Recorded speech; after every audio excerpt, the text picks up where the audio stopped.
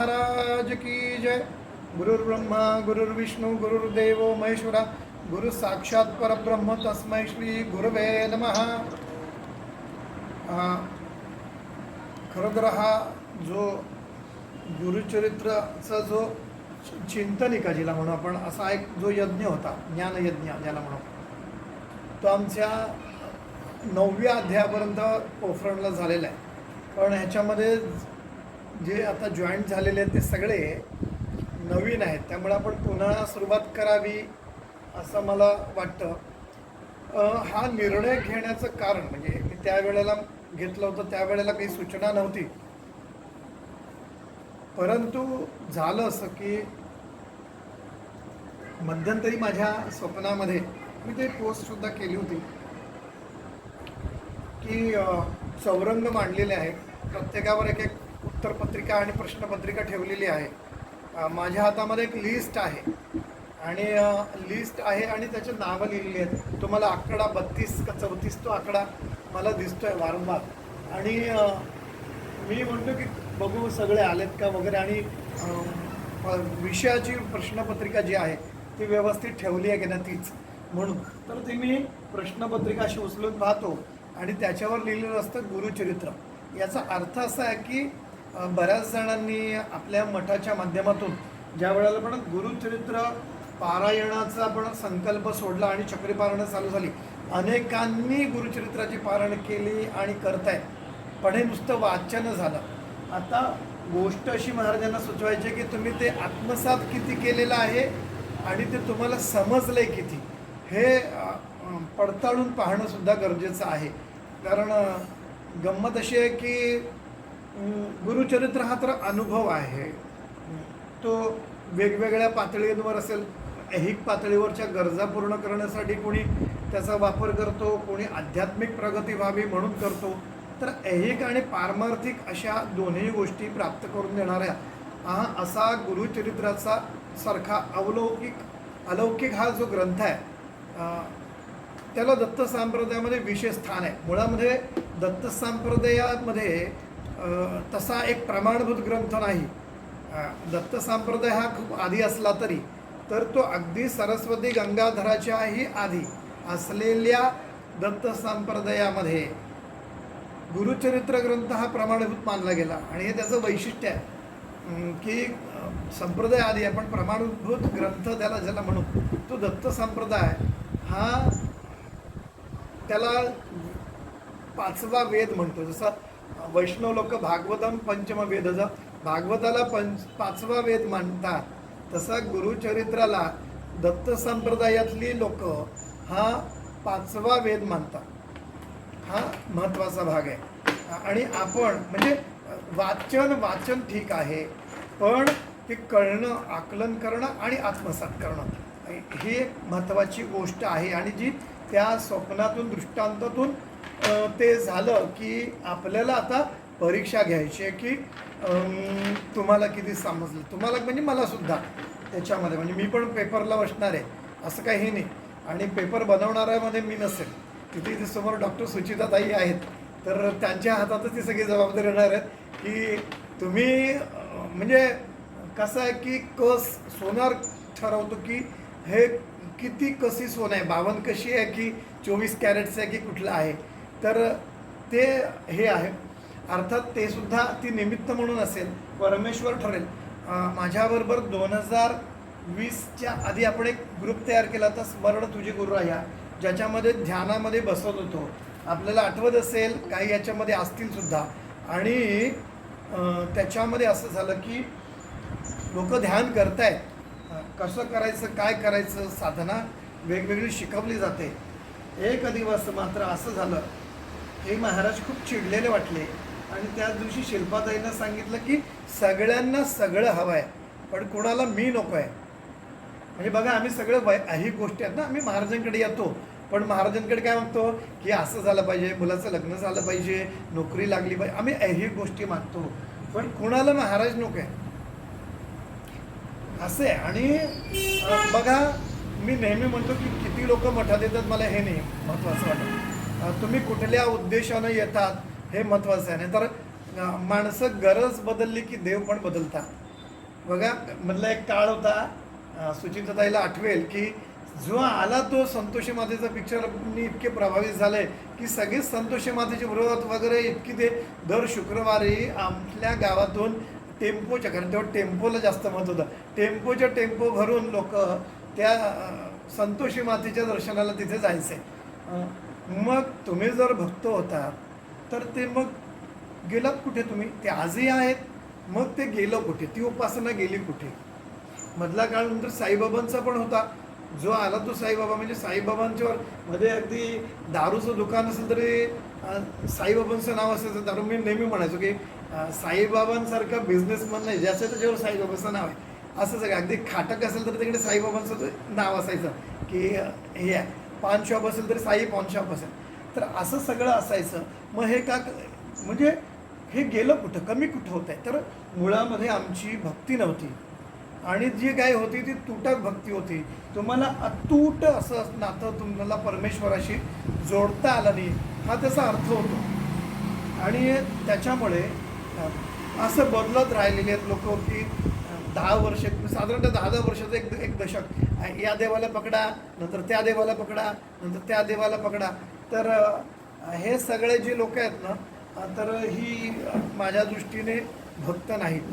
तर ही फक्त काय की असं असतं ना की ज्याचं सरकार त्याच्या पार्टीमध्ये प्रवेश करायचा, हल्लीच्या भाषेत सांगायचं तर की ती पार्टी सोडायची आणि मग दुसऱ्या पार्टीमध्ये प्रवेश करायचा आणि ती पार्टी आपली, असं जे आहे ना ते सगळं आपल्याला भक्तीच्या मार्गातसुद्धा दिसून येतं. आणि त्यामुळे होतं काय की बऱ्याच जणांना भक्ती म्हणजे काय ते कळत नाही. आणि म्हणून तुकाराम महाराजांनी म्हटले की तुका म्हणे चुकले वर्म, केला अवघाची अधर्म.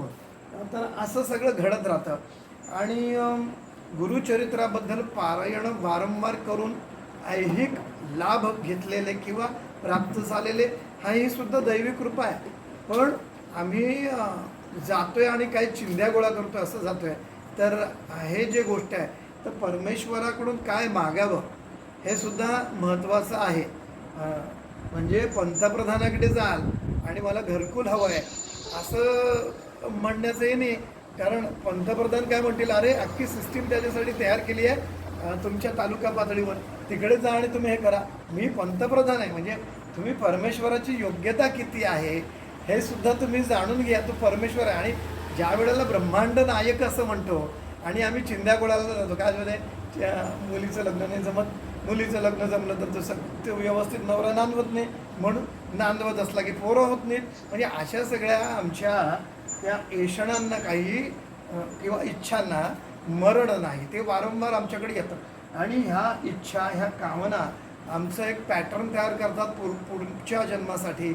आणि पुन्हा आम्ही पुनरुपी जननम पुनरुपी मरणम या चक्रामध्ये अडकतोय. तर ह्या सगळ्या गोष्टी गुरुचरित्राच्या शिकवणीतून आपल्याला बाजूला करायच्या. त्या कशा येतात त्या सगळ्या आपल्याला अनेक अध्याय, म्हणजे गुरुचरित्र मुळामध्ये जे आहे ते पुराणकथा आहे का? तर पुराणकथा म्हणजे आपण काय म्हणतो की अर्धे सगळे काल्पनिक आहे, म्हणजे आपण मराठीत भाषेत किंवा आपल्या समाज म्हणजे की ते चांदोबासारख्या गोष्टी आहेत का? तर नाही. कारण का, त्याच्यामध्ये स्वतः सिद्ध आणि नामदेवारकाची भेट जेव्हा होते त्यावेळेला बारकाईन वाचा एक वाक्य आलेलं आहे. त्याच्यामध्ये एक म्हणतात, आम्हा साक्षी ऐसे घडिले म्हणून विनवत असे बळे. ते म्हणाले की माझ्या डोळ्यासमोर समोर झालेल्या ह्या गोष्टी आहेत आणि म्हणून मी तुम्हाला विनवतोय की काय, की तुम्ही गुरुचरणाशी या किंवा गुरुभक्ती करायला लागा, हे तो सांगते. आणि हे सांगण्यासाठी हे सगळं गुरुचरित्राचं प्रयोजन आहे. जसं ज्ञानेश्वरीचं प्रयोजन काय आहे, तर ज्ञानेश्वर महाराजांना काहीतरी भरपूर काहीतरी लाख प्रति संपल्या पाहिजेत आणि आम्हाला त्याला रॉयल्टी मिळेल वगैरे असं काही करायचं होतं का? तर ते नाही आहे. त्यांनी म्हटलं आहे की बोलिले अरूपाचे रूप दाविनं, असं म्हटलेलं आहे. जे अरूप आहे, जे निर्गुण आहे, निराकार आहे, त्याचं रूप ते सगुणामध्ये तुम्हाला साकार करण्यासाठी जे लागतं ना ते मी उभं करेन. आणि हे असताना म्हणून नामदेव महाराज नंतर म्हणतात की नामा म्हणे ग्रंथ श्रेष्ठ ज्ञानदेवी, एकतरी ओवी अनुभवावी. ते वाचावी नाही म्हणत, हजारो वर्ष होत आली, 1000 वर्ष तर होतच आली. पण आम्ही फक्त वाचतोय, आम्ही अनुभवत नाही. तर गुरुचरित्र सुद्धा काय आहे, ती अनुभवण्याची गोष्ट आहे. तर म्हणून ते सांगतायत की म्हणतो की म्हणजे आम्ही डांगोरा पिटतो, म्हणून आम्ही डांगोरा पिटतो म्हणजे म्हणजे सांगतोय सर्वांना की तुम्ही गुरुभक्तीकडे या. आणि गुरुभक्ती ही कशी श्रेष्ठ आहे हे सांगण्याचं. गुरुचरित्राचं प्रयोजन काय आहे? त्याने ज्ञानकांड, भक्तिकांड आणि कर्मकांड हे सांगायसाठी आहे का? वर्णाश्रम धर्म सांगण्यासाठी आहे का? वेगवेगळ्या पुराणातले कथा घेणं आणि ते सांगणं हे आहे का? तर यातलं काहीच नाही आहे. त्या कथा त्या ओघाने, त्या प्रसंगाच्या घटनेच्या अनुषंगाने ते आलेले आहेत आणि ते सांगून ते पटवून दिलं की हे मी सांगतो याला हा पुरावा आहे. आणि अशा त्या कथा आलेल्या आहेत. त्याच्यामुळे त्यांना काय पटवून द्यायचं आहे, तर गुरुभक्ती ही कसं श्रेष्ठ आहे आणि गुरुचं कार्य कसं चालतं. मी नेहमी एकच उदाहरण देतो की आपल्याला ती दुग्ध झाली म्हणजे काय, ती एक म्हैस होती आणि तिला दुभती केली.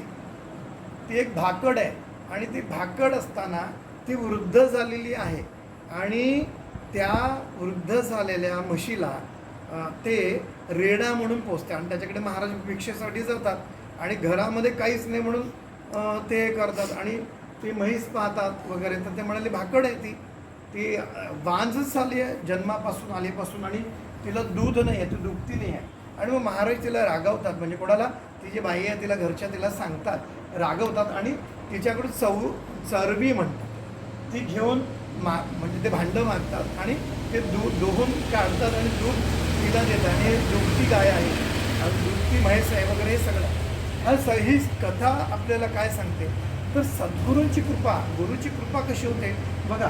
पहिली गोष्ट, त्यांच्याकडे उत्पन्नाचं साधन नाही आहे आणि त्याच्यासाठी ती रेडा म्हणून, तिला वृद्ध झालेली आहे, ती वृद्ध झालेली म्हैस आहे, तिला रेडा म्हणून मृत्तिका क्षार ज्याला म्हटलं आहे, त्यामुळे मीठ किंवा माती वाहण्यासाठी, ओझी वाहण्यासाठी तिला रेडा म्हणून तिला जुंपून कामाला लावलं जातं किंवा कामाला जुंपलं जातं. तर हे असं आहे आणि ह्याची वृद्ध अवस्था आहे त्या म्हशीची. तर यावेळेला महाराजांनी काय केलं आहे, कृपा कशी आहे, तर ती कृपा अशी केली, तिला दुभती केल्यामुळे यांना एक उत्पन्नाचं साधन मिळालं आणि ती दुभती झाल्यामुळे त्या वृद्धा काळामध्ये तिला गोठ्यात सोडणार नाही आता ते कामासाठी, कारण ती आता दूध देते. आता आपणही व्यवहारात पाहतो ना की दूध द्यायची बंद झाली की सगळे गोठ्यातून सोडून देतात गुरुमुखाट आणि व्यायल्यानंतर परत आणून बांधतात. तर तसा प्रकार आहे. त्यामुळे तिचा जो भोग होता, तिचे कष्ट होते त्या म्हशीचे, ते सुद्धा महाराजांनी घालवले. पण त्याचबरोबर काय केलं, तर ह्यांना सुद्धा उत्पन्नाचं साधन मिळाल्यामुळे ह्यांची आर्थिक स्थिती सुधारण्यासाठी मदत झाली. तर गुरुकृपा अशी असते की एक दृश्य आहे की तुम्हाला दिसते की अरे त्याची परिस्थिती सुधारली, पण एक अदृश्य अशी गोष्ट आहे की ज्या म्हशीच्या बाबतीत आहे की तिचे म्हातारपणातले कष्ट थांबले. ही गुरुकृपा असते. ती गुरुकृपा फक्त आपण दिसते तेवढीच मानायची नाही. म्हणजे असं एक हिमनग असतो ना, त्या हिमनगाचा वरचा भाग आपल्याला दिसतो, पण त्याच्या आतही एक भाग असतो की जो आपल्याला दिसत नाही. तर गुरुकृपा ही अशा पद्धतीने असते. आज आम्हाला कळते की अरे आमच्याच मागे का, तर ही शंका तुम्हाला अध्यात्मामध्ये घात करते. पण हे लक्षात ठेवायचं की ही सगळी परीक्षा आहे. गुरुचरित्राच्या मध्ये सायमदेवांची ही परीक्षा पाहिली आहे ना, भरपूर पाऊस पडतो वगैरे आणि त्याला सांगतात की जा वेशीवर जा आणि विस्तव घेऊन ये, पण जाताना आजूबाजूला पाहू नकोस, आणि बाजूला 2 नाग वगैरे आहेत वगैरे आणि तो घाबरतो वगैरे. महाराज आधीच म्हणतात की तू माझ्या सेवेत येणार आहे, पण गुरुभक्ती फार कठीण आहे आणि त्या सगळ्या ह्याच्यातून तुम्हाला हे करतील तरच आहे ना. तर अशा पद्धतीनं आपल्याला प्रत्येक अध्याय काहीतरी वेगळं सांगतोय आणि ते समजून घेणं गरजेचं आहे. ते गुह्य काय आहे ते कळणं महत्त्वाचं आहे. आणि म्हणून जसं भगवद्गीतेत पण कृष्ण अध्याय सगळे सांगितल्यानंतर, ते ज्ञान सांगितल्यानंतर ते अर्जुनाला असं म्हणतात की ते गुह्यतम शास्त्रम. अर्जुना, हे गुह्य असं शास्त्र आहे. तर तेच आहे, ते गुह्यशास्त्र आहे. ते प्रत्येक घटनेच्या मागे आपल्याला काय त्याचा अन्वयार्थ आपण काढू शकतो का, तो पाहणं गरजेचं आहे. आणि त्यासाठी सगळा तो प्रपंच गुरुचरित्राचा अध्यायाचा आणि तो नामधारक आणि सिद्धाचा जो सगळा संवाद आहे. आणि त्या संवादामध्ये जर पाहिलं तरी तो सुद्धा गुरु आपल्या भगवद्गीतेमध्ये एक प्रश्न म्हणजे काय म्हणतात ते श्लोक आहे, तद्विद्धी प्रणिपातेन परिप्रश्नेन सेवया.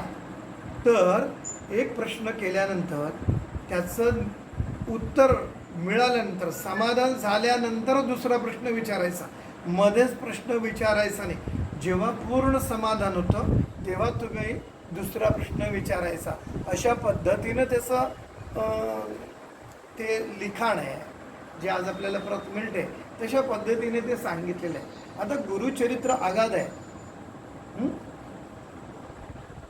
तर ते त्याच्यामध्ये वारंवार उल्लेख येतो की विस्तार भयासाठी काहीच कथा त्यांनी घेतल्या, कारण गुरुचे जे काही कृपेचा सागर आहे आणि अनेकांना अनेक अनुभव आलेले आहेत. गुरुचरित्राच्याही बाहेर असलेल्या काही कथा म्हणजे ज्याच्या नोंदी नाही. पहिली गोष्ट अशी आहे की शिरोळ इथे भिक्षापात्र आहे, त्याची कथा ही तुम्हाला गुरुचरित्रात येत नाही की महाराज भिक्षेसाठी गेले आणि हातावर भिक्षा घ्यायची असते आणि ती शिळेवर त्यांनी हात ठेवला आणि ती भिक्षा घेतलेली आहे. 8 ग्रास खायचे असतात, 8 घास, आणि संन्याशाने 8 ग्रास घ्यायचे असतात घास, आणि म्हणजे तेवढंच जेवायचं 8 घास. आणि वासुदेवानंद सरस्वती टेंबे स्वामी महाराज फक्त 8 घास जेवायचे.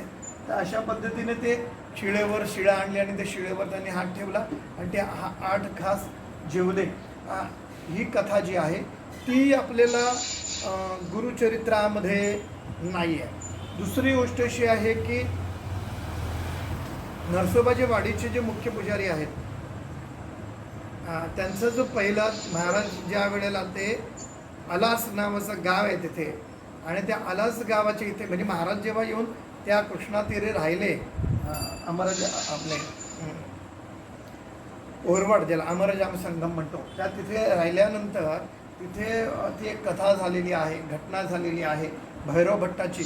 ती कथा गुरुचरित्रामध्ये नाही आहे की त्यांनीच यावश्चंद्र देवा करो या पद्धतीने तुम्ही या पादुकांची सेवा करते. आलास सोडून महाराजांच्या सेवेत येऊन राहिले आणि त्या सगळ्या घटना आहेत ते, आणि त्यांचा वंश कसा वाढला ती घटना आपल्याला गुरुचरित्रामध्ये येत नाही. तिसरी घटना अशी आहे की गोकर्णाला 5व्या अध्यायामध्ये उल्लेख आहे की श्रीपाद वल्लभ अवतारामध्ये महाराज हे गोकर्णाला गेलेले आहेत आणि गोकर्णाला अनुष्ठानासाठी गेले.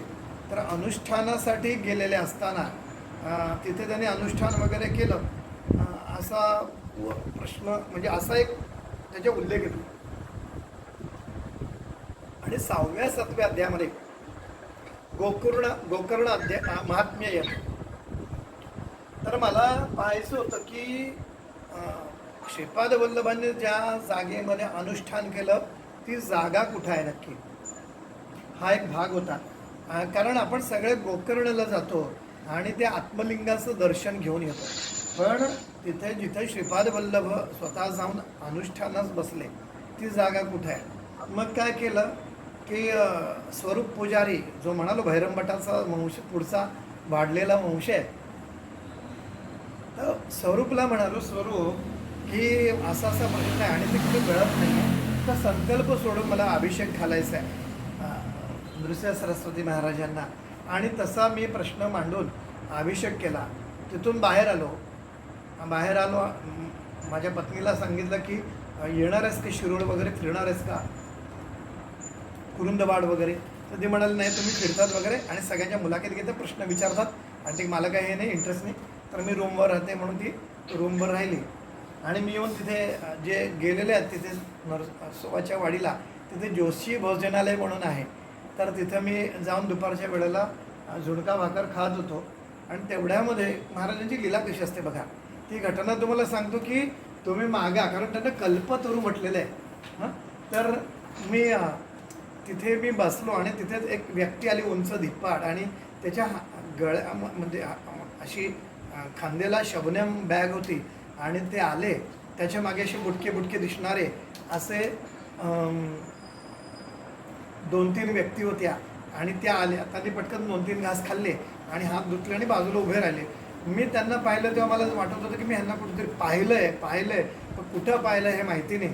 पण मला व्यवहारात आठवत होतं की ह्यांना मी कुठंच पाहिलं नाही आहे, भेटत नाही झाली आहे वगैरे. आणि त्यांनी मला राहवलं नाही. मी माझं जेव्हा जेवण झालं मी हात धुतले आणि जाऊन मी सरळ रुमालाने हात पुसत मी त्यांना विचारलं की मी तुम्हाला कुठंतरी पाहिलं आहे, हे मला आतून सारखं वाटतं, पण मला व्यवहारात माझी बुद्धी सांगते की आपली कधीच भेट झालेली नाही आहे तर वगैरे. तर ते म्हणाले हे म्हण सगळी महाराजांची लीला आहे म्हण वगैरे. तर त्यांनी मला सांगितलं की मी गोव्याला राहतो आणि नरसोबाच्या वाडीला गेले 21-22 वर्ष झाली मी येतोय. आणि झालं असं की आमचं रिटर्न तिकीट होतं, ठरवलं आधीच काढलं होतं गोवा दर्शन घ्यायचं आणि परत जायचं. पण मी गोव्याला इतकी वर्षे गोव्यावरून येताना 2 शाळी घेऊन येतो, कारण नरसोबाच्या वाडीला शाळी नाही, तर गोव्याला शाळेमध्ये शाळी घेऊन येतात आणि म्हणे एक ती शाळा फोडून ते पाणी श्रीपाद आपले नृसिंह सरस्वती महाराजांच्या पादुकांवर वाहतात आणि दुसरं आहे ना ते श्रीपाद आपले कृष्णा नदीला अर्पण म्हणजे कृष्णाबाईला अर्पण करतात असं त्यांनी म्हणाले. पण म्हणे यावेळेला काय झालं की आता आमचं रिटर्नचं काही झालं नाही अजून. कारण म्हणे झालं असं की आम्ही जेव्हा यायला निघालो की आता उद्या परवा निघणार, त्यावेळेला महाराज आमच्या गोकर्णाला कुठे, तर ते म्हणाले तू जा.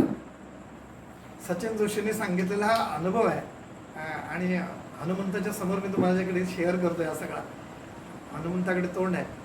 तर ते म्हणाले की तर मी तिथं गेलो आणि उतरल्यानंतर तिथे एक व्यंकटेशाचं मंदिर आहे बघा. जे तुम्ही वारंवार गेला असाल तर तिथे माहिती आहे की उतरलं त्याच डेपोतून सरळ येताना तिथे एक व्यंकटेशाचं समोरच आपल्याला डाव्या हाताला मंदिर मोठं आहे, प्राचीन असं मंदिर.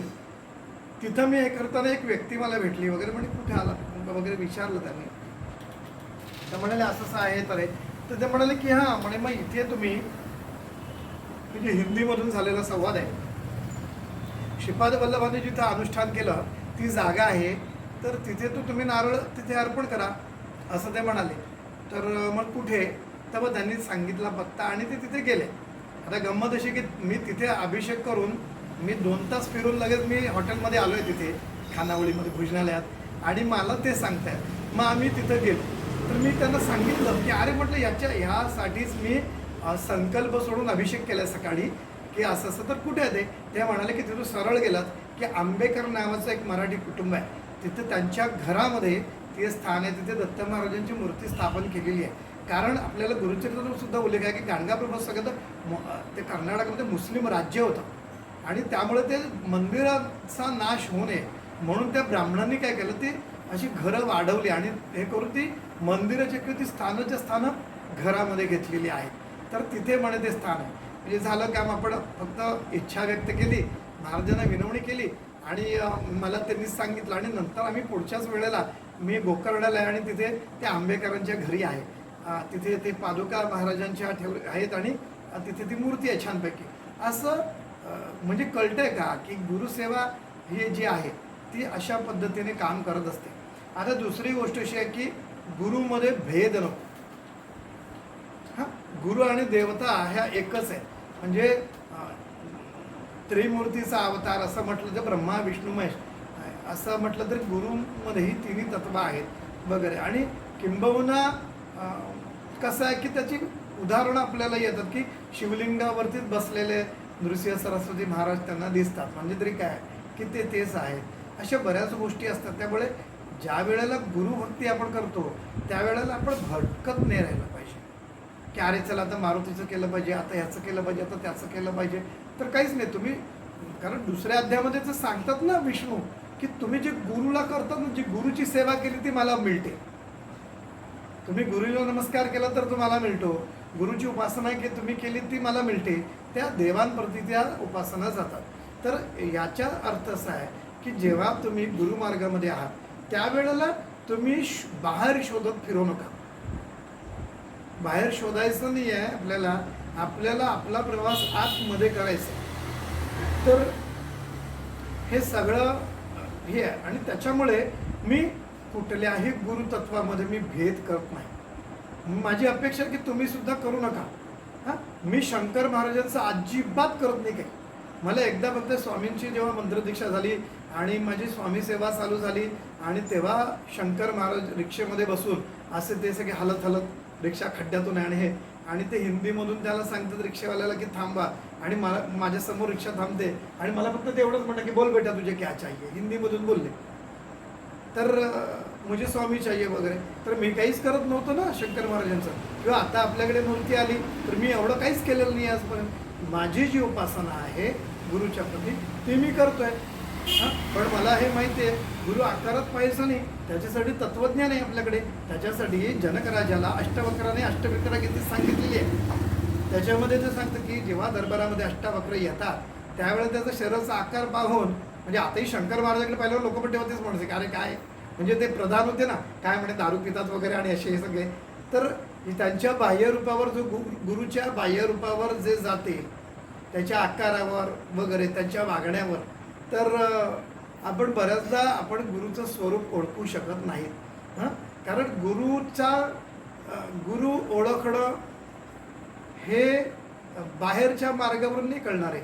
गजानन महाराजांकडे किंवा मीराबाईकडे पाहिलं, म्हणजे ओशो पण म्हणतात मीराबाईंबद्दल की आज मीराबाई असतील आणि मीराबाई ज्या पद्धतीने राजकन्या आहे आणि ती ऐसी लागी लगन मीरा होगी मगन वो तो गली गली हरी गुण गाणे लगी. तर अशी जी राजकन्या जर आजही कोणाची महलातली राजकन्या म्हणजे मुलगी असेल आणि अशी गल्लोगल्ली जर का दिवस रात्र जर फिरत राहिली फक्त मीराबाई ती गीतं म्हणत, तर तिला वेडीच ठरवलं जाणार आहे.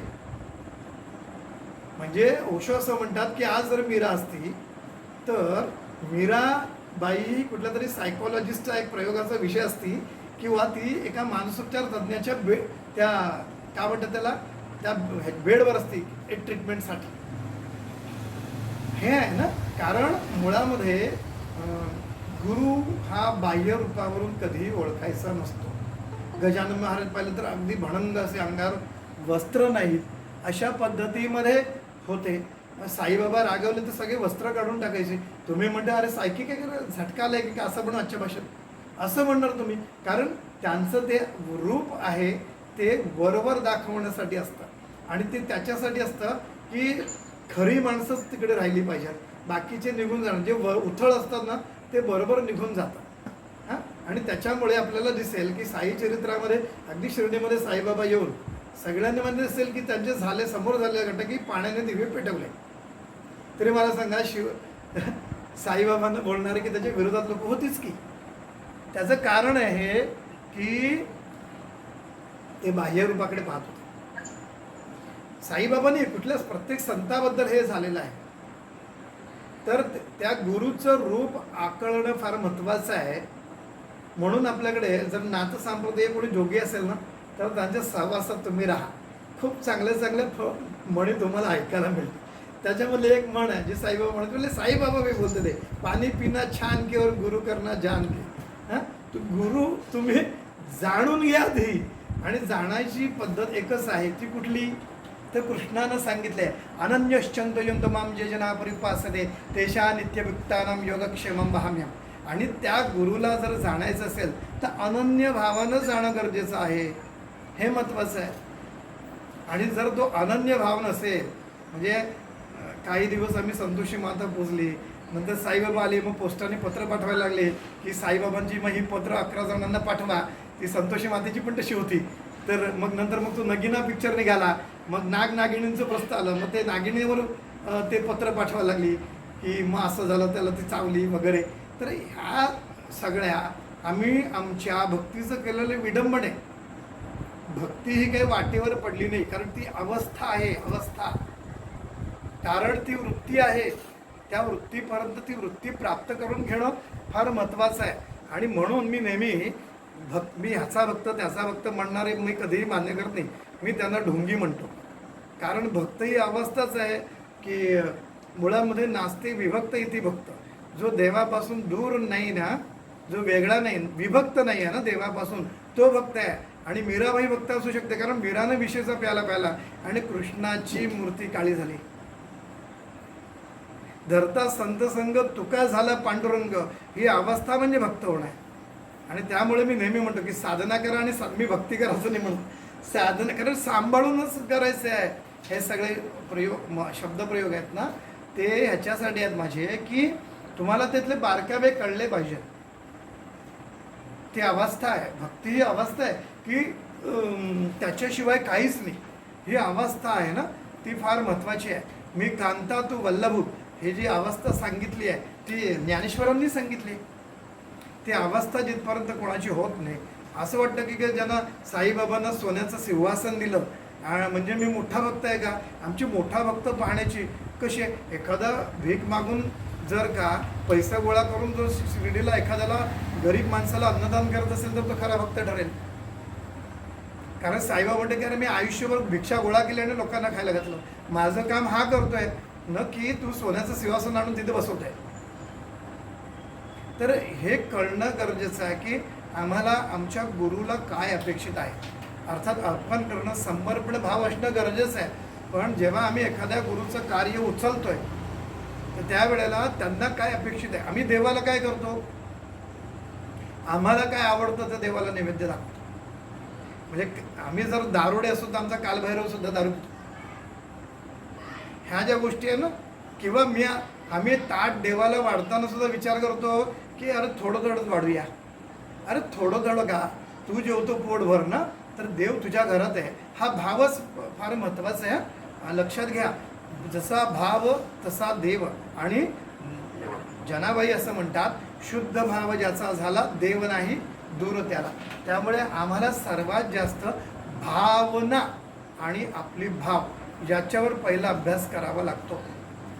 तुमचा पहिला हा भाव असला पाहिजे की मी ज्या गुरुची साधना करतोय, उपासना करतोय, तो गुरु हा साक्षात परमेश्वराचा अवतार आहे. तो सर्वव्यापी ते तत्व आहे.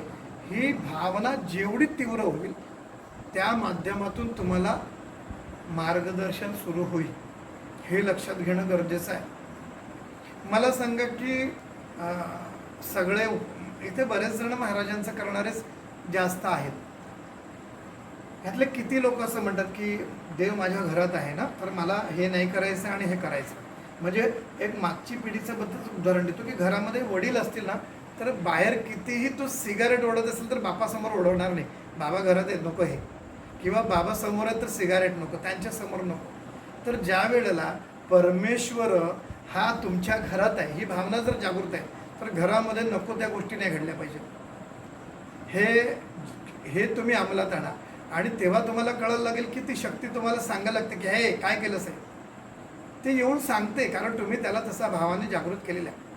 आत्ता एक मला घडलेली घटना सांगितलेली आहे. ती बाई आहे आणि तिचं नाव पण सांगितलं गेलं मला. ती कृष्णोपासक आहे आणि कृष्णोपासना करताना तिला मुलबाळ नाही ना, तर ती कृष्णाला मुलगा मानते. ती नंतर सगळं म्हणजे अगदी तुम्ही म्हणते की अरे कृष्णाला हे कसं काय झालं, तर हे घेस, आज मॅगी खा, आज हे खा, आज हे कर, असं सगळं चालायचं तिचं. आणि म्हणजे जे आपल्या मुलाला आपण काय काय देणार आहोत ते सगळं, म्हणजे गेली तर ती स्वतःचा ड्रेस जर जेव्हा घेते किंवा साडी घेते तर कृष्णासाठी ती कृष्णाच्या मूर्तीचे ड्रेस घेऊन येते. मी जर आईस्क्रीम घेऊन येणार असेल तर एक कृष्णासाठी सुद्धा आईस्क्रीम घेऊन येते. तो आहे. आणि ह्याचा इतका चांगला अनुभव येऊ लागला की नंतर तिला आवाज ऐकू यायला लागले, ते ओरडायला लागला वगैरे, म्हणजे बोलायला लागला वगैरे. हे सगळं आई, आणि तिला आई म्हणूनच हाक मारायला लागला, कारण तुमचा मुलाचा भाव आहे ना. भाव तसा देव. तर याच्यामुळे एक दिवस असं झालं की ती शेजारीशी बोलत होती आणि शेजारीशी बोलत असताना तिथून कृष्णाचा आवाज तिला नाही येत, शेजारणीला ऐकायला नाही येत. ते म्हणते की आई लवकर ये, मांजर आली आहे, मांजर आली आहे, मी घाबरतोय, मला भीती वाटते. भाव आहे ना, मुलगा आहे ना तो, त्या बालरूपामध्ये पाहतो तर बालभावानेच तो तुझ्याकडे प्रकट होणार आहे. तर म्हणे खूप भीती वाटते, मांजरं आली, मांजरे लवकर ये, लवकर ये, लवकर ये. तर ते म्हणते, अरे तू देव आहे ना, तुझ्या हातात म्हणे सुदर्शन चक्र आहे ना, मग काय घाबरतोस. त्याचा आवाज बंद झाला तिथे कृष्ण असा. आणि 2 दिवस आवाज म्हणजे ते बोललंच नाही, आलंच नाही समोर, काहीच नाही, अनुभव नाही, आवाज नाही वगैरे हे ते. तर मग त्याने विचारलं की अरे काय झालं. ते म्हणाले की ज्या दिवशी तुझ्या मनात आलं ना मी परमेश्वर आहे, मी देव आहे, त्या दिवशी तू आणि मी वेगळा झालो. आता तुझं आणि माझं आई आणि मुलाचं नातं नाही राहिलं, तो देव आणि भक्ताचं नातं किंवा उपासक याचं नातं राहिलं. हां, तर तुझा भाव तुटला तिथे. अरे तुझ्याकडे सुदर्शन चक्र आहे ना, मग कशाला घाबरतो. याचा अर्थ आहे की तो मला तो असा परमेश्वर म्हणजे आहे ना. बघा यशोदाचं कौतुक याच्यासाठी आहे ना की ती त्याचं दृष्टपण करते. भागवतात खूप सुंदर कथा आहेत, वाचा. मग किंवा गर्गमुनींनी गर्गसंहिता लिहिलेली आहे वगैरे, किंवा आपल्या त्या कृष्ण नावाची सिरियल आहे जिथे तरी पहा, त्याच्यामध्ये ती सगळं करते ना. तिला माहिती आहे वारंवार की एवढं अचाट कृत्य म्हणजे अनेक राक्षसांना मारणं आणि ते सगळं केलेलं असताना ती त्याला काहीतरी होईल म्हणून जगते. तो भाव आहे ना मुलाचा, तो भाव जर तुम्ही मुलगा म्हणून परमेश्वराला मानत असाल तर तोच भाव असला पाहिजे. आणि हिनं काय केलं की तू परमेश्वर आहेस, तू देव आहेस ना, मग तू म्हणे सुदर्शन चक्र. तर तो म्हणाले की नाही, आता तुझं आणि माझं मुलगा आणि आईचं नातं तिथे तू तोडलंस, तुझा भाव तुटला तिथे. कारण तुझ्या मेंदूमध्ये मी देव आहे ही कल्पना आली, तो माझा मुलगा आहे असं जर भाव तीव्र असता तर तू धावत आली असती. ह्या ज्या गोष्टी असतात त्या महत्त्वाच्या असतात. घरामधून जाताना, कुठेही घरातून बाहेर जाताना आपण देवाशी बोला की मी इथे चाललो आहे, तिथे चाललो आहे, तू येणारच का वगैरे, येणार असेल तर ये, आपण सारखेच जाऊ वगैरे. पण सारखे गेल्यानंतर तुम्हाला माहिती आहे का की तुम्ही हॉटेलमध्ये गेला तर एक डिश त्याच्यासाठी घ्यायची आहे.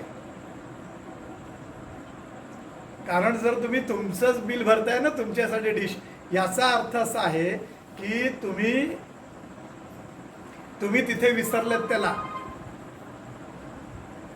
तिथे तुम्ही विसरलेला आहात आणि तिथे भाव तुटलाय. ते हे लक्षात घेणं गरजेचं आहे. मी एक गोष्ट सांगतोय, ती गोष्ट आहे विनोदचंद्र जोशी यांची कन्या, जे मुंबई पोलीस कमिशनर होते, यांची ती त्यांची मुलगी. आणि ते झालं असं की ती कृष्ण भक्त आहे. ती कृष्ण भक्त असल्यामुळे ती ज्ञानेश्वरी आणि कृष्णाचा जप वगैरे हे सगळं चालू असतं. पण घरामध्ये ती सगळं कृष्णाला सांगायची की थांबा जरा, मी काम करते, थांबा जरा जेवण करते, थांबा हे कर. तर कुठेही बाहेर जायचं असेल तरी सांगून जायची की आपल्याला म्हणजे की अरे मार्केटमध्ये चालली, भाजी घेऊन येते, अरे मी कपडे इस्त्री करायला टाकले, अरे मी शॉपिंगला चालली, अरे म्हणे आता त्याचं नाव आहे अद्वैतला घेऊन मी शाळेमध्ये चालली. हे सगळं सांगून जायची ते. आणि भायंदरची घटना आहे आणि मी तिची मुलाखत घेतलेली आहे म्हणून मी सांगतो. तर झालं असं की हा भाव इतका आहे ना की जरा घराकडे लक्ष ठेवा, मी जाऊन येते असं सांगून जायची.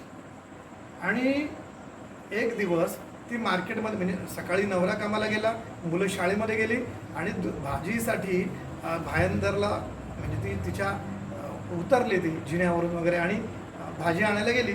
आणि भाजी आणायला गेल्यानंतर त्याच वेळेला थोड्या वेळाने इस्त्रीचे कपडे करायला इस्त्री तो धोबी घेऊन आला ते सगळं. आणि तो आला, त्याने बेल वाजवली. आतून अनघाताईच्या आवाजामध्ये आवाज आला की रुक मैं आती हूँ. हां, तर तो थांबून राहिलाय. पुन्हा तो हे नाही करत म्हणून परत दरवाजा त्याने नॉक केला. तर म्हणलं अरे बाबा रुक मैं आती हूँ असं 2-3 वेळा सांगितलं. आणि अनघाताई ह्या जिना चढत आल्या. आणि बोले मैडम जी आप इधर, तो अंदर कौन है. बोले मैं अंदर कोई नहीं है, मैं अकेली हूँ वगैरे. तो बोले अंदर से आपका आवाज़ आ रहा है. तो बोले अरे अभी तो मैं सब्जी लेके आ रही है देखो, असं म्हणा केलं. आणि ते झाल्यानंतर मैडम मैंने दरवाजा का जब बेल बजाया ना तो अंदर से आवाज़ आया कि रुक मैं आती हूँ, इसलिए मैं रुका हूँ. आणि नंतर ते म्हणाले की अरे मी अकेली हूँ असं म्हणून तिनेच ते लॉक चावी काढली, म्हणजे लॉक उघडलं आणि गेली. तिने पर्समधून पैसे काढून दिले त्याला आणि ते त्यालाही कळलं नाही आणि तिला तो पण डोक्यात आला नाही ते. आणि तिने ते सोप्यावर ते सगळे इस्त्री केलेले कपडे ठेवले आणि ती भाजी ठेवली आणि म्हणे कॉफी पिऊया म्हणून कॉफी तयार केली तिने. आणि ती कॉफी ग्लास म्हणजे कॉफीचा कप घेऊन ती इथे येणार म्हणजे हॉलमध्ये. तर हॉलमध्ये येताना तिचा जो टिपो आहे त्यावर पिवळा पितांबर नेसलेला आणि असा सुंदर कृष्ण प्रत्यक्ष बसलेला तिने पाहिला. ती आली, काही 1-2 सेकंदच हे झाला आणि तो अदृश्य झाला. आणि तिला कळलं की हे सगळं कृष्ण करत होता. तुम्हाला कळते तुमचा भाव किती आहे. मी विशाल हा काही फार मोठा नाही की विशाल असे अनुभव येतात, हे अनुभव येतात, पण तुमचा भाव जर खूप चांगला असेल आणि तो तीव्र असेल, तीव्र म्हणजे दृढ, तर तो जितका असेल तसे अनुभव येतात. म्हणजे तो अनुभव सुचिताताई जे म्हणजे त्या खरं तर त्याने ते सगळं पुस्तकातून आणलं पाहिजे पुढे. तर असे अनुभव ताईलाही आलेले आहेत. तर ते असे अनुभव येतात. मी सुचिताताईचा याच्यासाठी उल्लेख करतो कारण ती इथे जॉईन आहे. तर असे अनुभव येतात. त्यामुळे गुरुभक्ती करताना मी माझ्याकडे जर का महाराजांचा 2 फुटाचा 1 फुटाचा फोटो आहे, तो फोटो आहे ते प्रत्यक्ष महाराज आहे. इतका भाव जर तीव्र असेल तर फोटोतून हे आवाज येतात आणि फोटोतून तुमच्याशी परमेश्वर संवाद साधतो. म्हणजे नम्रता भट बऱ्याच जणांना माहिती असते. नम्रता भटांशी त्या घरी मी जेव्हा गेलो होतो त्यावेळेला नम्रता भटांनी मला ते अनुभव सांगितले की कसा आवाज येतो फोटोतून, किंवा ते एखाद्या साधू संतांची माहिती लिहून आणतात तर ही छापायची की नाही. तर हे हरेश तुझा आवाज येतोय, आवाज म्यूट कर. हरेशचाच येत होता. तर त्याच्यामध्ये असं झालं की आवाज कसे येतात ते त्यांनी सांगितलं की मी ते सकल संत चरित्र गाथा लिहिलेली आहे. तर ते ठेवायचे, लिहून ठेवलं की हे छापायचं का, तर सांगायचे हा हे छाप, हे नाही छापायचं. तर अशा पद्धतीने मग म्हटलं की हे, तर मग मला त्यांनी एक प्रमाण सांगितलं. मला काही याच्यामध्ये त्याचं नामोल्लेख नाही करायचा, पण मी म्हटलं की अनुक्रमणीमध्ये ह्याचं नाव आहे तर हे कसं काय. ते म्हणाले त्याचं ते चॅप्टर बघ छापून आले का. तर त्यांचं बरोबर ते अनुक्रमणीमध्ये त्या महाराजांचं नाव आहे पण प्रकरणामध्ये ते आलंच नाही. तर ते म्हणाले की ते काढून टाकतात की नाही हा संतत्वाला नाही गेलेला आहे, तर ते हे केलं जातं. तर अशा पद्धतीनेही अनुभव येतात. कारण शुद्ध भाव असेल ना, देव भावाचा भुकेलेला आहे. तुम्ही म्हणजे आपल्याकडे गुरु आपल्या सत्याच्या पद्धतीत पण आहे ना की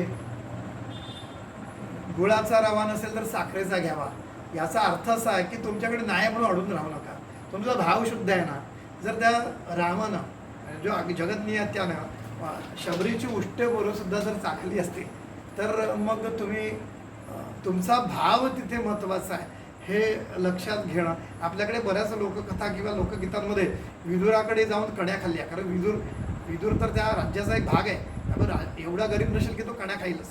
पण आपल्याकडे काय आहे की कण्या खाल्ल्या की नाही, किंवा गणेश पुराणामध्ये उल्लेख येतो की गणपती जाऊन त्या गरीबाघर खाली जेवला वगैरे. तर ह्या सगळ्या गोष्टी ह्याच्यासाठी आहेत की देव हा भावाचा भुकेला आहे. आणि त्याच्यामुळे बऱ्याचदा त्या कथा पण आपल्याला अशा येतात की अगदी एका दरिद्री ब्राह्मण होता किंवा दरिद्री होता आणि कृपा झाली. तर सांगायचा मुद्दा असा की आता त्याच्यावर जातीवाद पडेल पण ब्राह्मण का, तर पण जो दरिद्री आहे किंवा काय असेल तर त्याच्यावरही कृपा करू शकतो परमेश्वर असं आहे. म्हणजे त्याच्याकडे असं आहे की तुम्ही ज्यांची उपासना करतात ते तुझी प्रॉपर्टी किती आहे ते पाहत नाही, तू किती श्रीमंत आहे, कुठल्या कुळातला आहे हेही पाहत नाही, तर तुमचा भाव किती आहे हे पाहिलं जातं. आणि ते अनुभव, ते भावच आपल्याला अनुभव देत असतात. आणि हे अनुभव आपल्याला गुरुचरित्रातून दिसून येतात. म्हणजे ज्या वेळेला शिवलीलामृतात एक कथा आहे की ते जंगलामध्ये अनेक शिवलिंगाकार दगड पडलेत आणि तो भिल्ल तो घेऊन शिवोपासना करतोय. त्याला गुरु नाही आहे म्हणून तो राजपुत्राकडून त्यांनी काही कसं करायचं हे विधान, कारण शिकलेला नाही आहे. तर हे कसं, मग तो सांगतो की भस्म आणा आणि चिताभस्म लावा आणि हे करा, आणि ती सगळी कथा येते. सांगायचा मुद्दा काय, तुमचा भाव, तो भाव इतका आहे की मरणासाठी सुद्धा तयार आहे त्याची बायको. किती भाव उच्च कोटीचा आहे की परमेश्वरासाठी. तर त्याचा अर्थच असा आहे की तुमचा भाव इतका शुद्ध आणि इतका असला पाहिजे की माझ्याकडे असलेली मूर्ती ही नुसती मूर्ती नाही. तुम्ही मूर्ती असं जेव्हा मनात येईल तेव्हा ती फक्त मूर्ती आहे. ज्या वेळेला ते प्रत्यक्ष स्वामीच आहे, हा भाव इतका तीव्र येईल ना, त्यावेळेला तुम्हाला कळेल की ती मूर्ती तुमच्याशी बोलते. हे अनुभवा, ह्या सगळ्या गोष्टी घडतात. म्हणजे आमच्याकडे आपल्या मठामध्ये म्हणजे आता ह्याच्यामध्ये हरेश वगैरे आहे, त्यांना ऐकून माहिती आहे की हरेश तेव्हा नव्हता, पण मूर्तीतून आवाज येतात, हाक मारली जाते, बोलवलं जातं. हे कधी घडेल? मूर्ती तुमच्या असलेली 2 इंच 3 इंचाची मूर्तीतून पण आवाज येईल, पण तुमचा भाव तितका शुद्ध पाहिजे. तर येणारच आहे. ते हाक मारतात, ते सांगतात, बोलतात, पुढं काय होणार ते सांगतात, हे करू नको, हे आवडत नाही वगैरे हेही सांगतात. आणि जसं ध्यानामध्ये म्हणाले की सगळ्यांना सगळं होय पण कोणाला मी नको आहे. परमेश्वर म्हणजे परमेश्वर प्राप्तीसाठी अध्यात्मस्थळ हे लोक विसरलेले आहेत. लोक असं म्हणतात की ज्या एजन्सीज मार्फत, कुठल्या वेगवेगळ्या एजन्सी आहेत सेवा पुरवणाऱ्या, तिथून काम होत नसेल ना तर मग आपण देवाकडे जातो. देवसुद्धा आम्ही एजन्सी चालवणारा कोणीतरी आहे असं पाहतो. मुळामध्ये आपलं चुकतं कुठं, तर आम्ही आमच्या गरजेसाठी देवासाठी कडे जातो. म्हणजे आम्हाला जे साध्य करायचं आहे, जे मिळवायचं आहे, त्या मिळवण्याचे जी साधन आहे, ती साधन एक परमेश्वर ठरवतो की ह्याची भक्ती कर म्हणजे हे मला मिळेल. म्हणजे साध्य काय, समजा मला नोकरी लागत नाही आहे, तर मी मला कुठेतरी सांगितलं की अरे तुम्ही शंकराची सेवा करा. मग मी शंकराच्या देवळामध्ये जातो, पण कशासाठी जातो? नोकरीसाठी. म्हणजे साध्य काय तुमचं? नोकरी आहे. आणि नोकरी मिळवण्यासाठी तुमचं माध्यम काय, साधन काय? परमेश्वर म्हणजे शंकर. तर मुळामध्ये तुमचं साध्य परमेश्वर पाहिजे आणि उरलेले सगळे साधन असली पाहिजे. तुमचा पैसा परमेश्वर प्राप्तीचं साधन झालं पाहिजे. तुमची विद्या परमेश्वर प्राप्तीचं साधन झालं पाहिजे.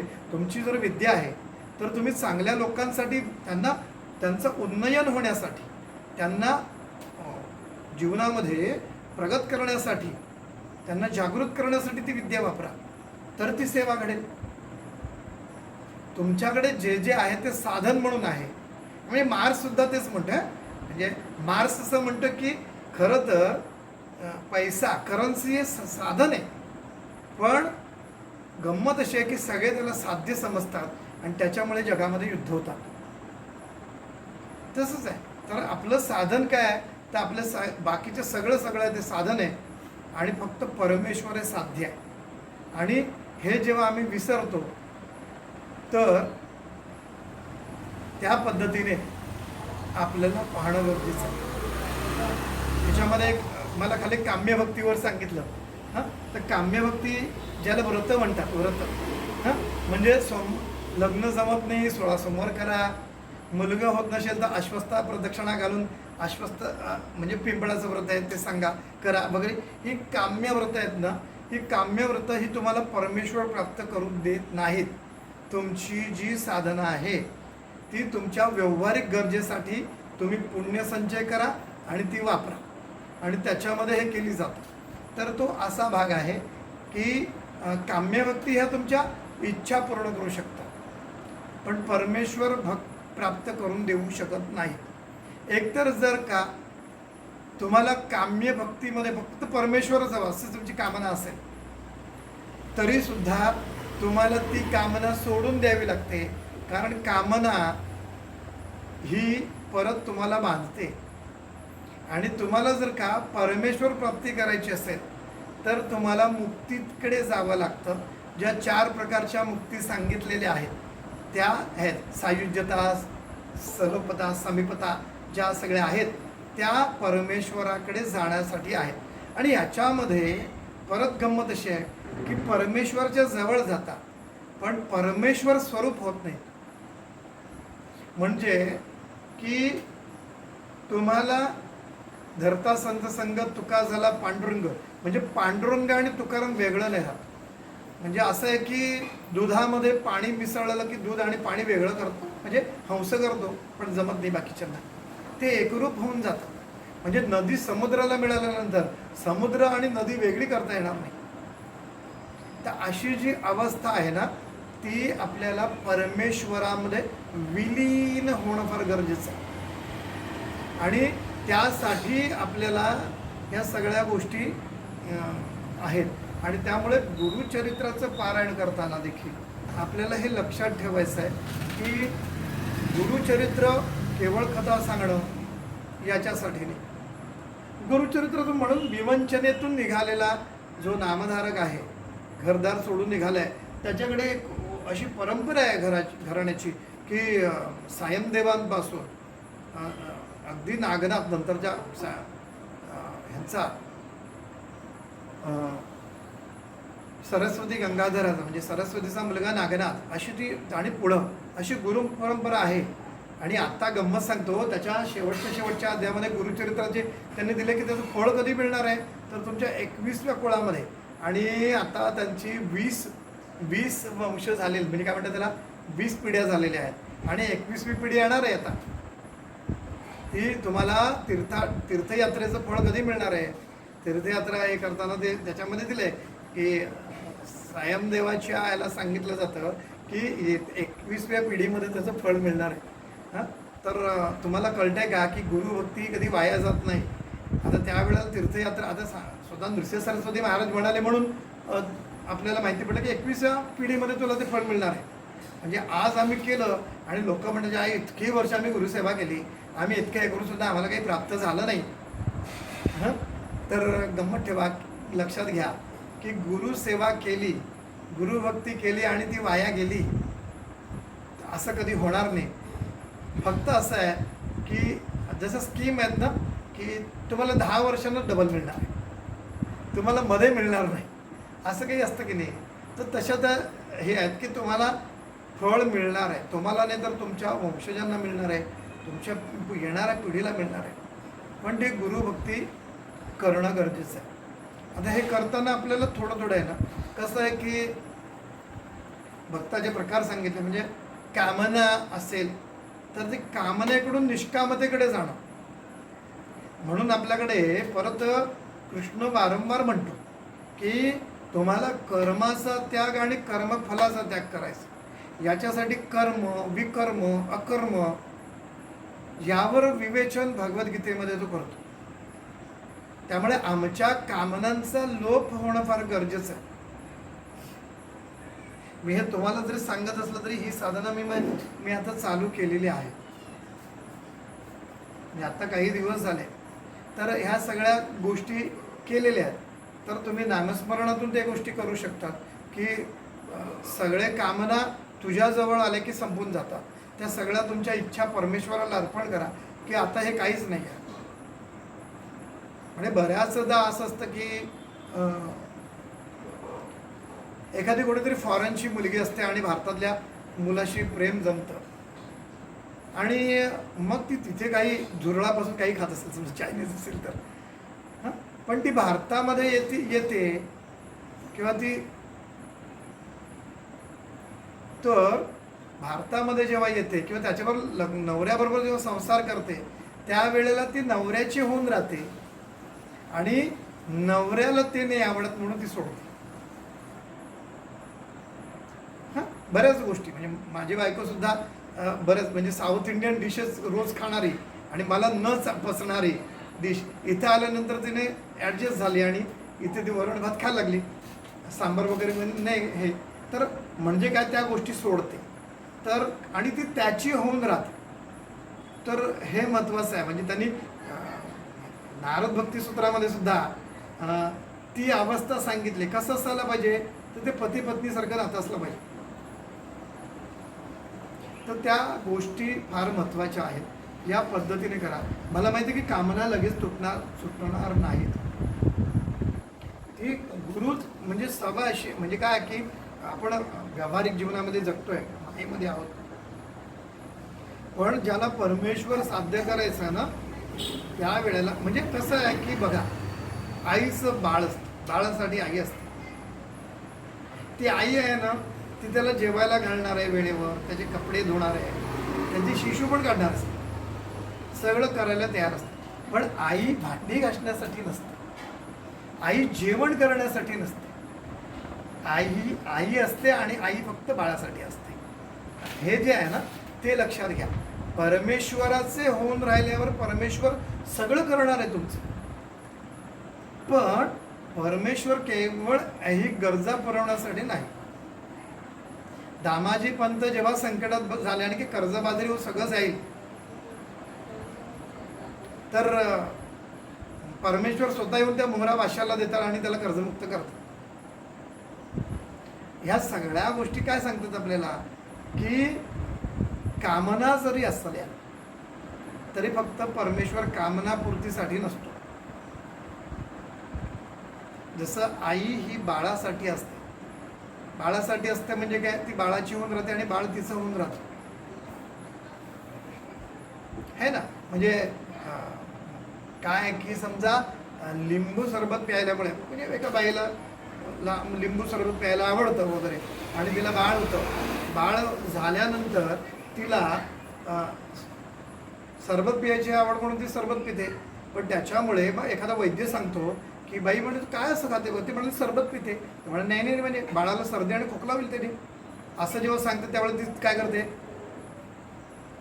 सरबताशिवाय न राहणारी ती बाई आहे, ती आई झाल्यावर बाळासाठी सरबत पित नाही. होतं की नाही असं, की हे खाऊ नका, तिखट खाऊ नका, पथ्य पलटात, असं होईल तसं होईल, मुलाला खोकला होईल. हे सगळं केल्यावरती काय करते, तर ते नातं वेगळं आहे आणि त्या नात्यापर्यंत जाणं हे फार महत्त्वाचं आहे. म्हणजे हे सगळं करतं आणि ते फक्त बाळासाठी करतं. म्हणजे ज्ञानेश्वरीमध्ये एक अतिशय सुंदर, मला आवडणारं, म्हणजे चांगलं कसं लिहावं आणि किती सुंदर सुंदर शब्द आहेत. तर अर्जुनाला ते सगळं सांगतं की तस्मात् उत्तिष्ठ कौंतेय युद्धयाच्या, युद्धाला लाग, असं तू सांगतोय कृष्ण. म्हणजे सांगताना एका ज्ञानेश्वर माऊलीच आहेत ते, तर ते म्हणतात की अर्जुनाला ते सांगतात कृष्ण, काय म्हणतात, हे अर्जुना, हे तुला मी का सांगतो रे, हे असं कर असं कर असं कर असं कर, काय माहिती आहे का. तर म्हणे जसं बाळ असतं ना छोटंसं, त्याला आजच्या भाषेत पावडर लावली काय, नाही लावली काय, टीट लावला काय, नाही लावला काय, आंघोळ घातली, नाव माखू घातलं काय, न घातलं काय, त्याला तसं काय असतं का रे. त्याला दागिना अलंकार चढवले किंवा नाही चढवले, त्याचं त्याला काही असतं का, त्याचं त्याला काहीही नसतं. मग हे आई का करत असते, कारण आईला वाटतं की माझं बाळ चांगलं सुंदर दिसलं पाहिजे, म्हणून मी तुला सांगतो. तर हे सगळं असं असतं, कारण ते नातं त्या लेवलचं असतं. एकदा ती आई झाल्यावर बाकी सगळं करणारच आहे. सगळ्या शाळेत जाईल तेव्हा सगळं पहाटे उठून त्याचा डबा बनवणार आहे, त्याला युनिफॉर्मला इस्त्री करणार आहे, त्याचं दप्तरसुद्धा बघणार आहे, अभ्यासही करून घेणार आहे, हे सगळं आहे. पण याच्यासाठी आई नसते, याच्या पलीकडे तिचं एक मूल्य आहे, त्याच्या पलीकडे जी त्याची व्हॅल्यू आहे ना, ती परमेश्वराची सुद्धा आहे. हे ओळखणं हे आपल्याला गुरुचरित्रातून येतं. ते करणारच आहे ना, पण त्याच्या पलीकडचं जे मूल्य आहे ते आपण ओळखायला पाहिजे, समजायला पाहिजे. आणि जेव्हा आपल्याला हे समजेल त्या अर्थात तेव्हा आपल्याला हे अनुभूती यायला लागते की बऱ्याच जण की माझ्या बाजूने कुठेतरी गेलं, किंवा मला ॲक्सिडेंट होणार आणि पहाटेच सांगितलं का हे असं कर, मी असताना मी त्या सगळ्या गोष्टी ज्या आहेत, म्हणजे त्या ब्रह्मांड नायकाच्या पावलखुणामध्ये त्या गोष्टी इतक्या आहेत. तुमचा इतका भाव असला पाहिजे ना की तुझ्याशिवाय काहीच नाही. म्हणजे जेव्हा मुलगा असताना ते सगळीकडे असं खेळून माखून वगैरे म्हणजे येतं, लोळून बिळून ग्राउंडवर जायला, शाळेमध्ये सगळं सगळं करतं. हां, पण जेव्हा ते माखून येतं ना, तेव्हा ते आईकडे येताना सांगते मला आंघोळ घाल, किंवा आता हे तू धु. शेजारची बाई किती सुंदर असेल आणि चांगली असेल तरी तो तिच्याकडे जात नाही, तो त्याच्या आईजवळ जातो, कारण त्याला माहिती की माझी आई करणार आहे. तर हाच जो भाव आहे की आपण कुठेही असा, कुठल्याही अवस्थेमध्ये असा, तुम्हाला हे मात्र पक्क लक्षात पाहिजे का आम्ही दुःखामध्ये स्मरण करतो पण सुखामध्ये आम्हाला विसर होऊ शकतो. हा, कारण आम्ही त्या सुखासीन अवस्थेमध्ये आम्ही त्या ह्याच्यामध्ये उन्मादामध्ये म्हणूया, उन्माद हा तर खूप पुढची स्टेप झाली, त्या अवस्थेमध्ये आम्ही याला विसर पडू शकतो. पण ते घडू नये. सतत म्हणजे गोंदवलेकर महाराजांचा खूप सुंदर शब्द वापरतात, ते अनुसंधान असलं पाहिजे. तुमचं अनुसंधान असलं पाहिजे की मी कुठेही असेल तरी मला तिथं जायचं आहे, माझं ध्येय काय ते ठरलं पाहिजे, आणि ते ठरणं फार महत्त्वाचं आहे. आणि हे गुरुचरित्रातून आपल्याला बारकाव्याने जर वाचलं तर ते कळेल. केवळ आज माझे 7 दिवसाचे आहेत तर माझे एवढे अध्याय झाले पाहिजेत पूर्ण, म्हणून दर वाचून घेतलं आणि मी कामाला लागले. अरे सगळं आटपून घेतलं की नंतर मी माझ्या कामाला लागले. पण याच्यामध्ये वाचनानंतर जे चिंतनाची भूमिका आहे ना, ती आजपासून आपल्याला रुजवायचं आहे. चिंतन आणि स्मरण. चिंतनामध्ये स्मरण आहे, ज्या वेळेला भागवताचं चिंतन करू त्यावेळेला कृष्ण ओघाने येणारच आहे, आणि ते स्मरण आहे. आणि म्हणून आपल्याला दत्तमहात्म्यामध्ये पहिल्याच अध्यायामध्ये नृसिंह सरस्वती महाराज, आपले टेंबे स्वामी महाराज असं म्हणतात की स्मरणभक्ती सर्वश्रेष्ठ, आठा माझी वरिष्ठ, असं त्यांनी लिहिलेलं आहे. त्याचं कारण आहे स्मरण असलं पाहिजे. म्हणजे ते गंध लावतात ना बैठकीवाले, तर त्याला पण एक सुंदर नाव ठेवलं, स्मरण असं ठेवलेलं आहे. ते स्मरण इथं आहे, म्हणजे तो आरशात आलं की स्मरण झालं पाहिजे, डोक्यावर हात गेला की स्मरण झालं पाहिजे. आता किती होता मला माहिती नाही, पण त्यांनी संकल्पना खूप छान मांडली आहे, जे मला मान्य आहे. हां, ती असं आहे. पण ती जर होत नसेल तर ती दोष त्या सद्गुरूंचा किंवा त्यांचा नाही आहे, तर तो आम्ही तिथे जे जातोय त्यांना अजूनही आमच्यामध्ये ते मुरलं नाही, ते तत्व आणि ते जे सांगितलेलं आहे ते मुरलं नाही, असं त्याचा अर्थ आहे. आणि गोष्ट अशी आहे की आपल्या रोजच्या जीवनातून परमेश्वर प्राप्तीसाठी प्रयत्न करा. छोट्या छोट्या गोष्टी आहेत, म्हणजे मधुराभक्ती हा खूप सुंदर आहे. मधुराभक्ती म्हणजे तुमच्याकडे मुलं म्हणारे मुलाबाळांचं करताना वेळ मिळत नाही, आणि मग काय म्हणे कसं होणार वगैरे, तर मी त्यांना एकच गोष्ट म्हणतो की तुमच्या मुलाला तुम्ही कृष्ण माना की हा कृष्णच आहे, चड्डीमध्ये असलेला कृष्ण आहे, आणि ते मी त्याच्यासाठी जेवण करते किंवा आजच्या भाषेत मॅगी तयार करते, तर ते माझ्या कृष्णासाठी तयार करते. हा भाव जरी निर्माण झाला तरी तुम्हाला वेगळ्या हातात माळ घेण्याची काही गरज नाही, है ना. म्हणजे जनाबाई ही दळिता कांडिता सुद्धा परमेश्वर प्राप्त करून घेऊ शकते, तिचेच अभंग आहेत तसे. एक कांदा मुळा भाजी अवघी विठाई माझी, तर कांदा मुळ, कारण तेव्हा काही ट्रॅक्टर नव्हतं किंवा आता फक्त बटन दाबलं की पाणी घातलं जातं असं नव्हतं. मग या वेळेमध्ये अख्खी वाडी पिकवणं, मळा फुलवणं ही सुद्धा तुमची भक्ती ठरू शकते. कारण त्यावेळेला पाणी घालताना स्मरण करा. तुम्हाला जेव्हा एखादं फूल येतं तेव्हा त्याच्यामध्ये परमेश्वर पहा, हे परमेश्वरच आहे, परमेश्वराने किती सुंदर केलं आहे, कृतज्ञता भाव व्यक्त करा. आणि हळूहळू तुम्हाला कळेल की आमची आध्यात्मिक प्रवृत्ती होते. काही गरज नाही आहे की हातात माळ आली पाहिजे, काही गरज नाही की तुम्हाला मठामध्ये यायला पाहिजे, काय, कारण मुळामध्ये अशी जागच नाही की जिथे तू नाही आहेस. आम्ही मठामध्ये याच्यासाठी येतो की आमचा भाव अजून पक्का नाही आहे की तो माझ्या घरामध्ये, माझ्या भिंतीमध्ये इतकं कशाला, अगदीच वाईट शब्द सांगायचं, आपल्या संडासाच्या सुद्धा प्रत्येक कणामध्ये तो आहे, अशी जागा नाही आहे जिथे तो नाही आहे. त्यामुळे हे. आणि हे जेव्हा पक्क होतं ना की तू सगळीकडे आहे, त्यावेळेला आम्ही दुर्वर्तन करत नाही, आम्ही पापाचरण करत नाही. आजच्या भाषेत बोलायचं तर आम्ही भ्रष्टाचार करत नाही. एक सुंदर ओळ आहे साई चरित्रातली. हां, कुठेही असा काहीही करा, परंतु एवढे नित्य स्मरा की तुमच्या कृतीच्या खबरा मज निरंतर लागती, असं वाक्य आहे. आणि सगळे बोर्डवर साई पालखीवर ते लिहितात, पण ते किती जणांना कळतं माहिती नाही. पहिली गोष्ट, कुठेही असा आणि काहीही करा, दुनियेच्या कानाकोपऱ्यामध्ये तुम्ही कुठेही असा, काहीही करा, परंतु एवढे नित्य स्मरा, एवढं सतत लक्षात ठेवा, आठवा की तुम्ही जे जे करतायत त्याची खबर, त्याची बातमी मला माहिती पडतं, म्हणजे थोडक्यात मला कळते. हे एवढा जर जागृत झाला, अरे कशाला तुम्हाला म्हणजे सुजाण नागरिक करा, हे करा, सुजाण तो आपोआपच होणार आहे. हां, त्यामुळे भक्तीने परिवर्तन, समाज परिवर्तन घडू शकतो. आणि हे परिवर्तन संतांनी घडून आणण्याचा प्रयत्न केला आहे. आणि आपल्याकडची ती भक्तीतली क्रांती आहे आणि ती चळवळ आहे. म्हणजे जर तो कालखंड पाहिला ना, तर अगदी चक्रधर स्वामींपासून तो अगदी नंतरच्या काळामध्ये सुद्धा झालेले संत, ह्यांनी एक काल हा गेला, हा आला, हा गेला, हे गेला, आणि ही सगळी बैठक तयार करून दिलेली आहे आपल्याकडे. आणि ते महत्त्वाचं आहे. त्यामुळे मी तुम्हाला सांगतो की काहीही वेगळं करायचं नाही. आपल्या धर्माचं हेच वैशिष्ट्य आहे.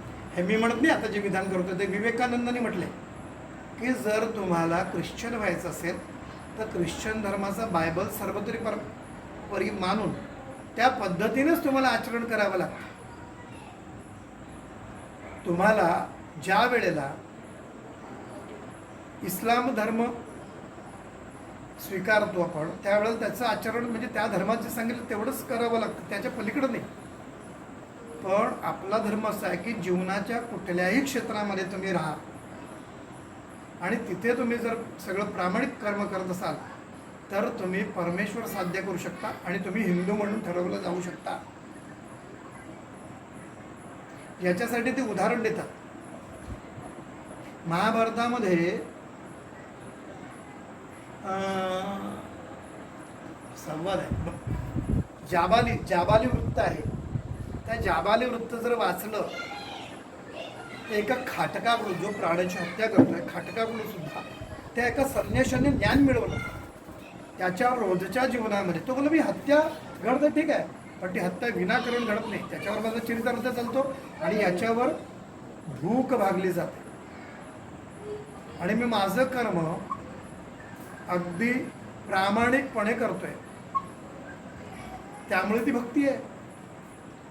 तर अशा पद्धतीने जर केलं तर निश्चितच आपल्याला परमेश्वर प्राप्ती करून घेता येईल. आज आपण खरं तर गुरुचरित्राच्या वरवरचा, बाकी गुरुचरित्र वरवरचा म्हणजे गुरुचरित्राच्या अध्ययनानं न जाता गुरुचरित्राला एकूण काय सांगायचं आहे ते आपण पाहिलं. उद्यापासून आपण गुरुचरित्रावर एक अध्यायावर आपण बोलूया आणि त्या अनुषंगानं जे संदर्भ येतील ते आपण त्याच्यावर कस लावूया तसा, की हे खरं आहे की गुरुचित्रावर आहे, हे नाही, हे आहे आणि नाही. शेवटी परत तुम्हाला एक गोष्ट सांगतो, हा सगळा माझा ज्ञानयज्ञ माझ्यासाठी आहे, तुमच्यासाठी नाही. यातलं तुम्हाला काय घ्यायचं आहे त्याचं स्वातंत्र्य तुम्हाला आहे. आपला धर्म आपल्याला कधीही हे लादत नाही, कारण लादतं ते ओझं होतं. मला तुम्हाला ओझं द्यायचं नाही आहे, मला तुम्हाला व्रती बनवायचं आहे. तुम्ही ते व्रत म्हणून जर स्वतःहून स्वीकारणार असाल तर ते स्वीकारलं जातं, ते व्रत होतं. आणि जर ते लादलं जातं तर ओझं होतं. म्हणजे अगदी 18 अध्यायावर म्हणजे 17व्या अध्यायावर ज्ञान सगळं सांगितल्यावर कृष्ण असं म्हणतो की अर्जुन, हे तुला सगळं सांगितलं, हे गुह्यशास्त्र तुला सांगितलं, आता तुझा निर्णय तुला काय करायचं आहे ते. त्यावेळेला कृष्णाला अर्जुन म्हणतो, नष्टो मोहा स्मृतिर्लब्धा करिषे वचनं तव. अर्जुन म्हणतो, कृष्णा माझा मोह नष्ट झालेला आहे आणि तू सांगशील तसंच मी करतोय. तसंच आहे. तर याच्यातून जर का तुम्हाला वाटलं की विशालनं सांगितलं हे कुठेतरी पट्ट आहे, तर ते पडताळून पहा. आंधळेपणाने स्वीकारू नका. कारण गंमत अशी आहे की बऱ्याचदा बोट खूप सुंदर असते, पण त्या बोटीला जर होल असेल ना तर बुडण्याची भीती असते. आणि त्यामुळे मी कधीही म्हणणार नाही, मी अगदी म्हणेन तुमची भक्तीसुद्धा डोळस असायला पाहिजे. हां, पण ती डोळस इतकी असली पाहिजे की नंतर मात्र ती डोळे बंद करूनसुद्धा अगदी तुम्हाला कुठेही दगाफटका होणार नाही आणि कुठेही तुमचे नुकसान होणार नाही आध्यात्मिक, या दृष्टीने असली पाहिजे. तर ती महत्त्वाची आहे.